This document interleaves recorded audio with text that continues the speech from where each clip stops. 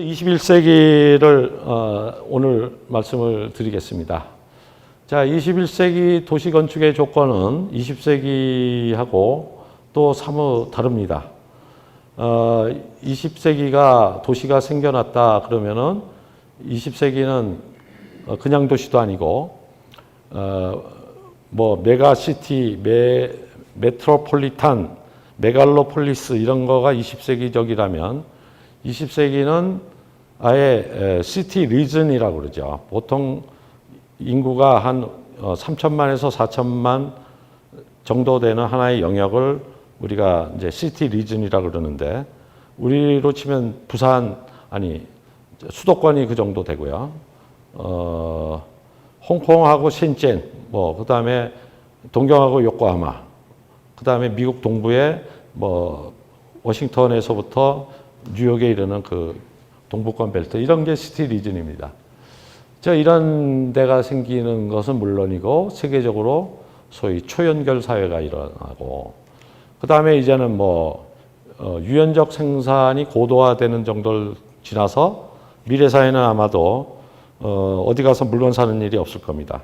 예컨대 3D 프린터로 내가 자동차가 필요하면 자동차를 바로 찍고 집도 찍어 만들고 옷, 음식 모든 걸 다 3D 프린터로 찍어서 내가 스스로 만드는 고도로 유연적 생산이 되는 시대가 되겠죠. 뭐 기술도 이제 재료가 철이나 콘크리트는 이제는 옛날 재료고 뭐 뭔가 재료가 다 나오죠. 그리고 다시 설계 따로 시공 따로가 아니라 그것이 통합돼서 한 세트로 이루어집니다. 뭐 로버트한테 저런 벽돌 쌓기를 시키면 사실은 건축가가 저렇게 저런 식의 벽돌 쌓기를 이렇게 머릿속에서 구상하면 그걸 컴퓨터에다 치갖고 그 디지털 정보를 로봇에 주면 제가 알아서 집을 짓는 거죠. 중간에 도면이라는 게 아예 필요 없어지니까 설계가 필요 없어지는 뭐 이런 세상이 될 것이고. 자, 그다음에 이제 철학적인 조건은 표상은 이제 완전히 끝난 상황이 됐죠. 20세기를 거치면서 표상이라는 거를 얘기하는 건축가는 정말 촌스러운 사람이 되죠. 그 다음에 철학적으로 후기 구조주의가 이제 지배적인 하나의 이론이 되고 그렇게 되니까 더 이상 계획 혹은 플랜, 예측, 진단, 처방 이런 얘기 자체가 불가능한 세상이 됩니다. 자, 이런 상황에서 건축가들이나 도시 계획가들은 어떤 생각들을 하는지 한번 살펴보겠습니다. 일단 그 세 가지 정도의 특징이 있습니다. 첫 번째가 비표상입니다. non-presentation. 그러니까 무엇을 이렇게 상징하거나 무엇을 담게 그리거나 어떤 것을 표상하는 일이 이제 없어지죠. 그거는 이제 둘레이즈가 얘기하는 the same and representation에서 difference and repetition으로 세상 보는 방법이 바뀌었다라는 거랑 아주 똑같은 얘기입니다. 그러니까 어떤 플라톤적인 이데아나 원형을 표상하는 것이 예술의 혹은 건축의 역할이었다면 이제는 그런 거는 없는 거죠. 오히려 어떤 특성을 얘기하고 그것의 관계들을 이렇게 표현하는 거가 건축이나 예술의 이제 하나의 역할이 됩니다. 그 다음에는 두 번째는 arbitrariness, 자의성입니다.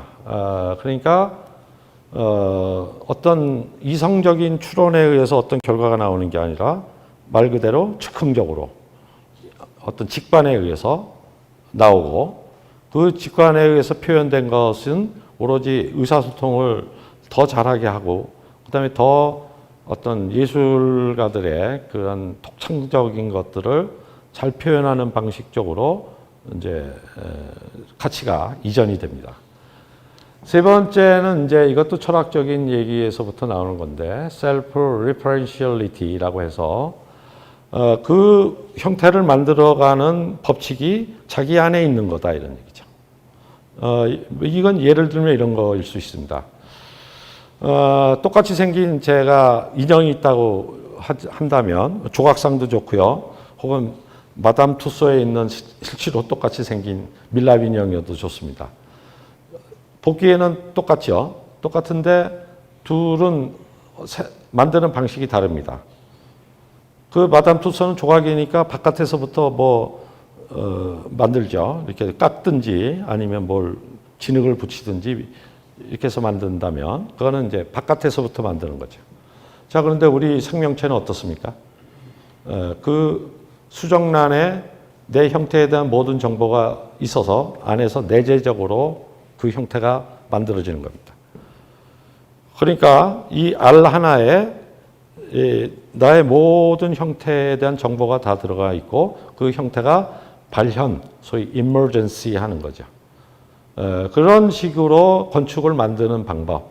이게 소위 말해서 자기지시성입니다. 그러니까 형태를 어떤 전지적인 외부의 작가가 만드는 게 아니라 어떤 알고리즘이 그 안에 숨어 있으면 그 알고리즘의 스위치만 딱 키면 스스로 이렇게 생명체가 발생하듯이 만들어야 그게 옳은 형태다라고 얘기를 하는 겁니다.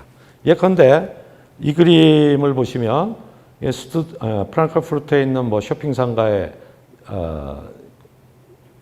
전면입니다만 뭐같이 생겼습니까? 이렇게 생긴 그물에다가 손가락으로 꾹 뭔가 이렇게 누른 것 같죠? 마치 스타킹을 이렇게 잡아 당긴 것 같습니다. 그러니까 이 사람은 실제로 설계를 할 때 이거를 이렇게 그리지 않습니다. 그리지 않고 이 유리벽이 스타킹이라고 생각하고 거기다가 이렇게 벡터를 주는 거죠. 벡터를 주면 저 형태가 나옵니다. 이제 앞으로 보실 대부분의 21세기 건축들이 설계를 그런 식으로 이제 하고 있습니다. 그리고 이렇게 이런 특징을 가지게 된 철학적 배경이나 인문학적 배경들이 이제 말씀드리자면 이런 것들입니다. 그러니까 비유클리드 기하학이라고 해서 결국 세상에 있는 비유클리드 기하학, 집합론, 불안정성 정리 이런 수학적 원리들이 한결같이 얘기하고 있는 것은 뭐냐면 세상에 수학이 가장 엄정하고 완벽한 논리라고 얘기하는데 그따위 건 없다 이거거든요. 수학조차도 상대적이다. 라는 얘기가 이 세 이론이 얘기하는 가장 현대 수학의 이제 말하자면 자리를 차지하고 있는 이론들입니다. 그러니까 불확정성, 알 수 없다. 세상에 진리는 없다. 그 얘기는 결국 자기지시적이라는 얘기죠. 그러니까 자기지시적이라는 거는 우리가 진리를 만든다라는 게 그렇지 않습니까? 지난 시간에도 말씀드렸지만 플라톤이 왜 철학을 건축에 비유를 했느냐면 건축이라는 게 토대를 쌓고 그 다음에 거기다가 기둥을 구축하고 지붕을 만들고 이래서 하나의 전체 건축물을 만드는 것이 철학과 똑같다. 수학하고 똑같은 거죠. 수학도 정리, 공리 이렇게 있지 않습니까? 그래서 계속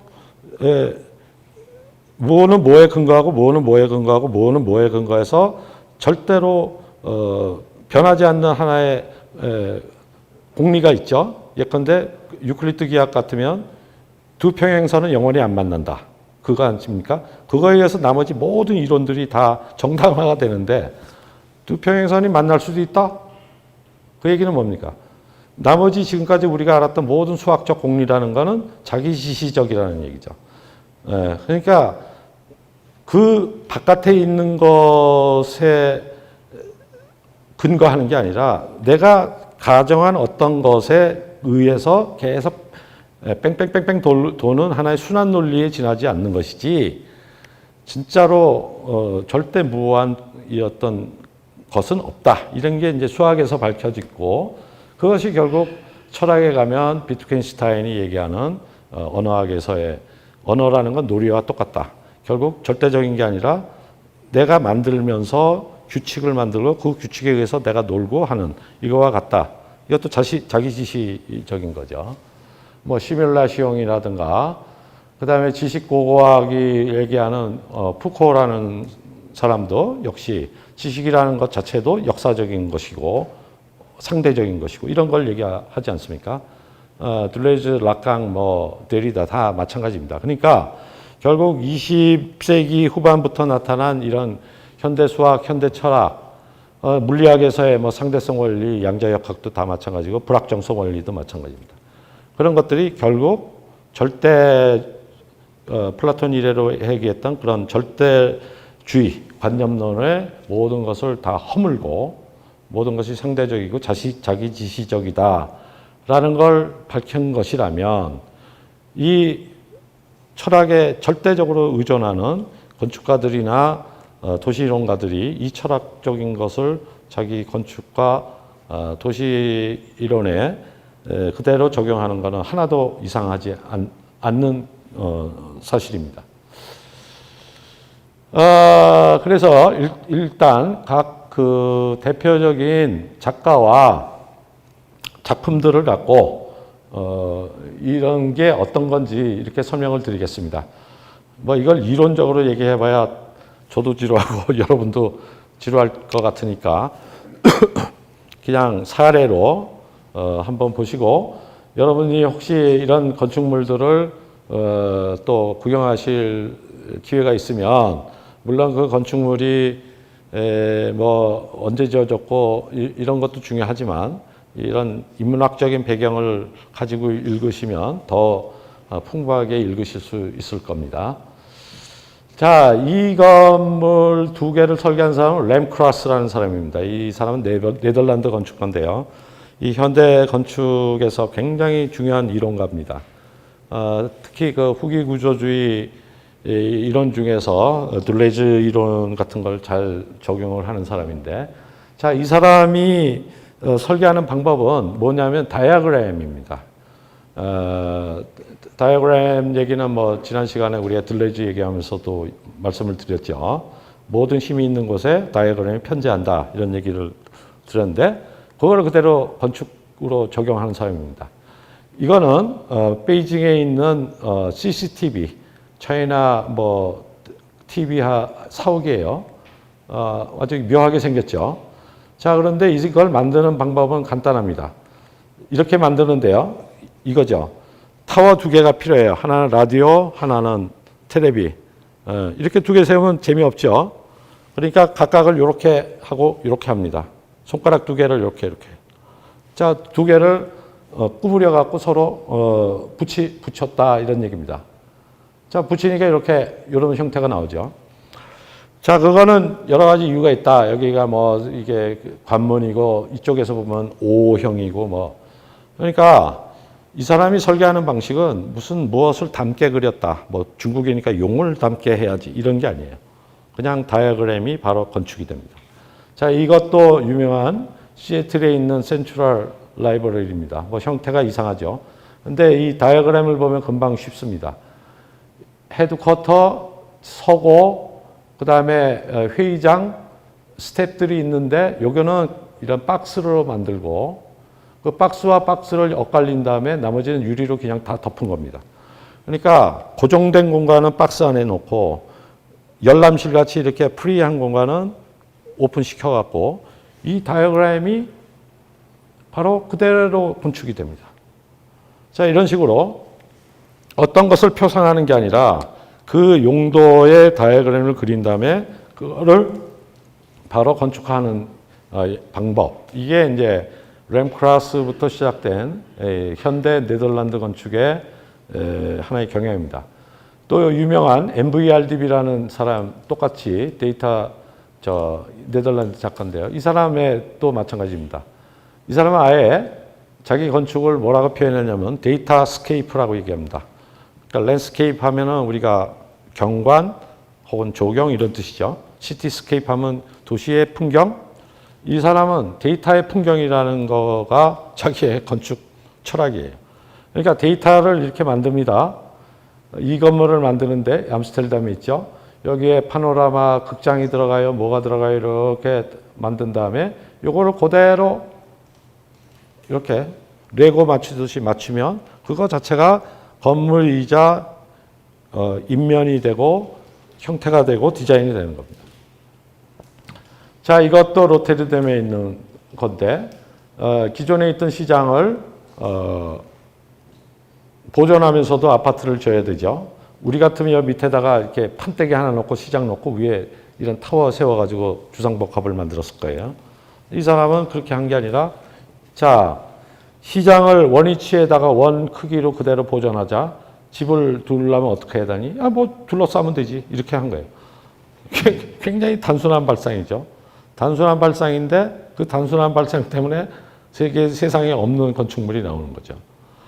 자, 그래서 이 두 사람이 대표적입니다만은 이게 뭐 네덜란드가 원래 모더니즘도 가장 선구적인 나라였기 때문에 그 피가 어디 안 가고 계속해서 21세기도 이제 휘어잡고 있습니다. 일본 작가들 중에서도 아주 이런 쪽으로 독보적인 작가들이 많이 있습니다. 이 사람은 사나라고 부부 건축가인데 이 사람의 작품을 한번 보시죠. 별거 없는 그냥 주택입니다. 여러 사람이 살아요. 자, 그런데 시내 한복판에 이렇게 생긴 집들이 옹기종기 움직이 있습니다.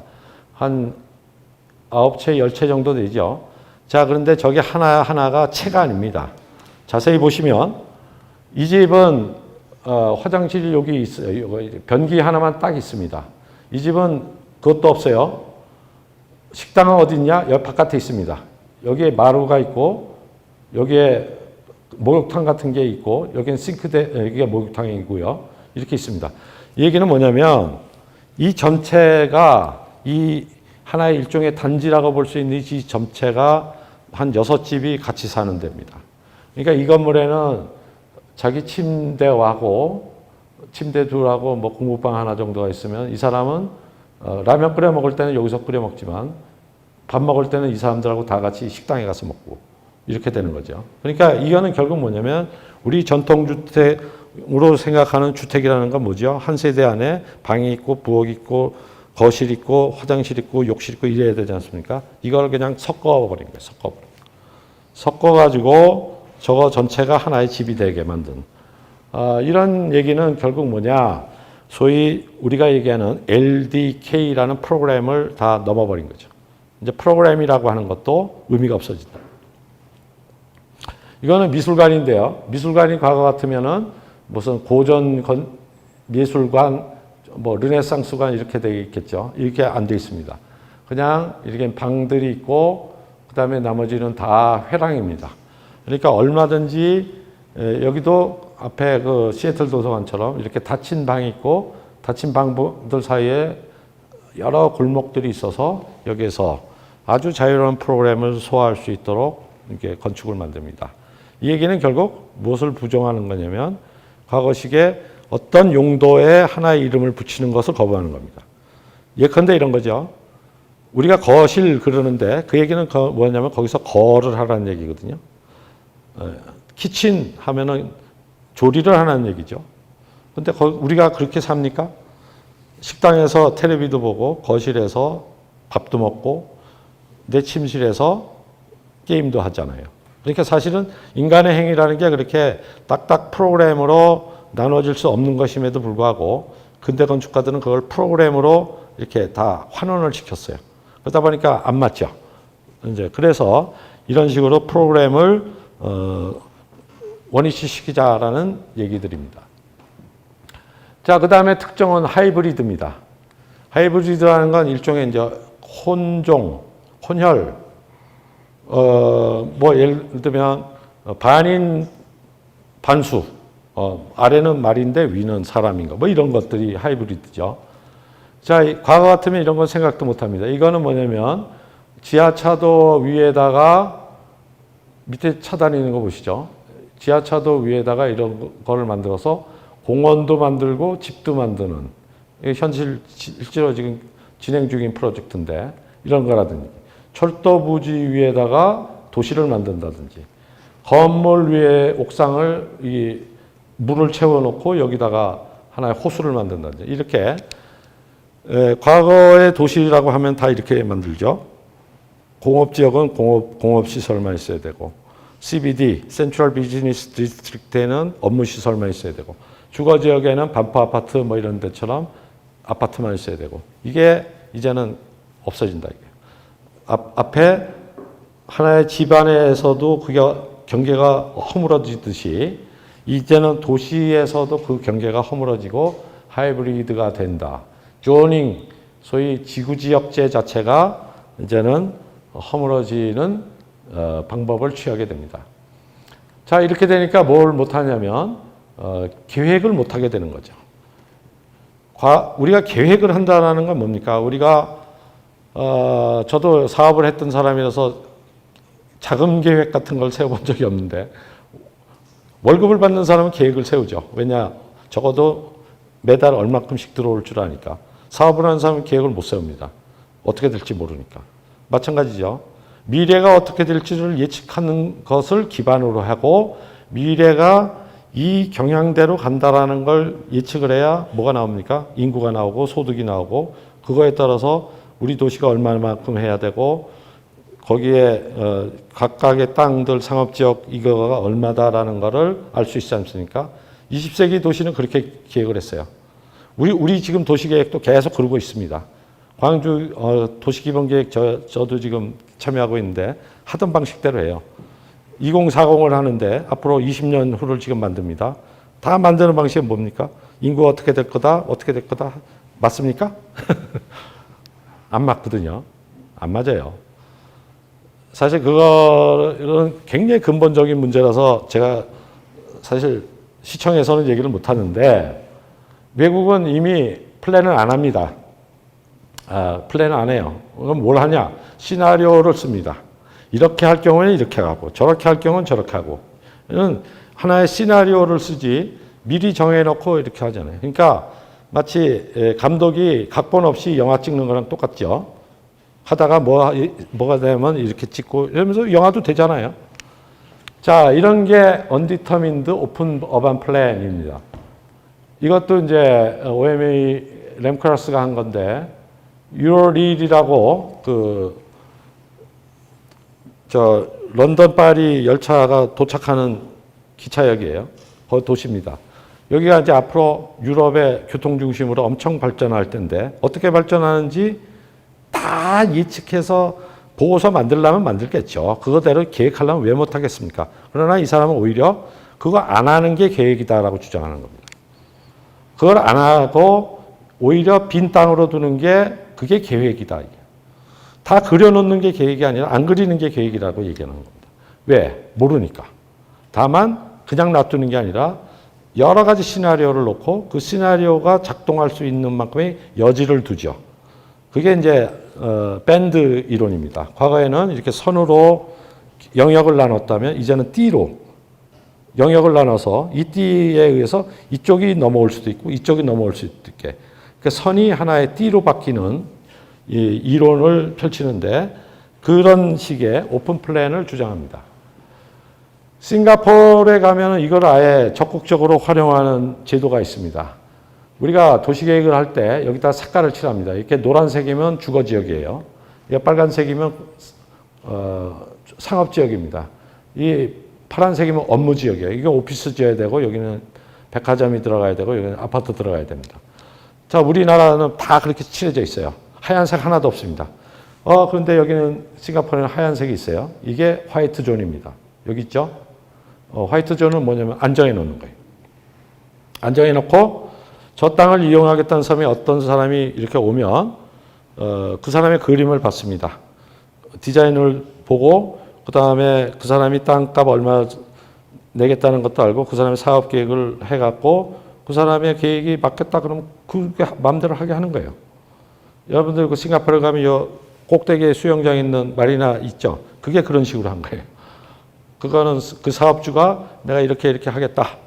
그러니까 좋네. 오케이 하고 땅 파는 거죠.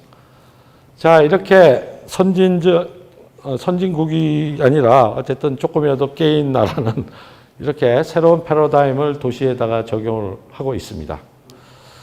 우리도 빨리 이렇게 돼야 될 텐데 참 완고하죠.